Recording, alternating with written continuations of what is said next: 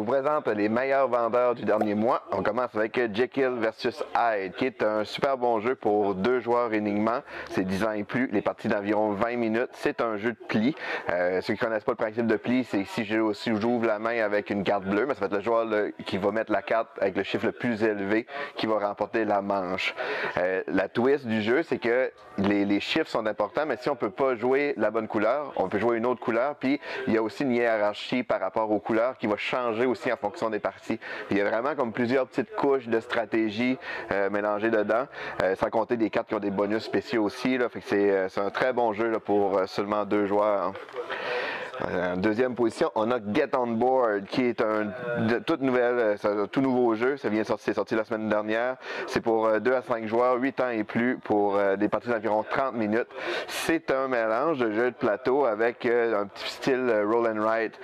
Fait que ça a un petit côté aventurier du rail, dans le sens qu'on va avoir des trajets à faire. On va positionner nos petits bâtons pour faire notre trajet au travers de la ville. Ça va nous permettre de relier des personnages à des lieux qui vont pouvoir aller cocher sur notre feuille pour débloquer certains bonus. On peut accepter des malus aussi de façon stratégique pour améliorer nos trajets qu'on peut faire. Fait que c'est un bon jeu familial, c'est un bon mélange de jeu de plateau et roll and write. On a Trails, qui est une version allégée du jeu Parks. C'est un jeu pour 2 à 4 joueurs, des parties d'environ 30 minutes. C'est pour 10 ans et plus. Et 10 ans, c'est un peu exagéré personnellement parce que c'est très simple. C'est un jeu de gestion de ressources. On va déplacer notre personnage en va-et-vient sur la bande qu'on a. Et ça va nous permettre d'aller chercher des ressources. Puis avec nos ressources, on va pouvoir aller gagner des cartes qui nous donnent des points. Puis il y a des genres de petits combos qu'on peut faire de points avec ça aussi.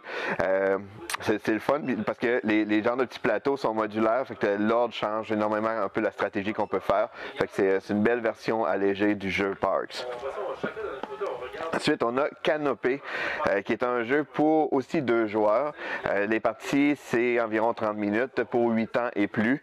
Lui, j'ai pas eu le temps de l'essayer encore. J'ai commencé, j'ai lu les règles. C'est qu'on va essayer de faire grandir des arbres en jouant différentes cartes. C'est un peu ça serait une genre de variante de draft un peu qui va changer selon les choix de cartes qu'on va faire, qui va nous permettre de faire grandir nos arbres, débloquer certains bonus aussi pour faire des combos selon les animaux, le type de faune qu'il y a dans nos cartes. Ça a l'air très bon, j'ai bien hâte de l'essayer, Canopé. Et en dernière position, et non le moindre, c'est Paper Dungeons, qui est un jeu roll and write pour 1 à 8 joueurs, 10 ans et plus, et les parties d'environ 30 minutes. C'est un jeu style Donjon Dragon un petit peu, parce que on a chacun des aventuriers qu'on va pouvoir améliorer, et on va pouvoir utiliser les dés à la manière d'un roll and write typique. On a chacun notre feuille, on coche sur notre feuille. Fait que nos dés, on peut les utiliser soit pour améliorer nos aventuriers, soit développer des habilités spéciales, soit aller chercher des potions, ou le cœur du jeu, ça, pour emmener dans un donjon, rencontrer des monstres, les attaquer, aller chercher des ressources ici et là. Fait que c'est une belle variation là, du jeu de roll and write. Donc ça fait le tour de nos meilleurs vendeurs. Lis le jeu.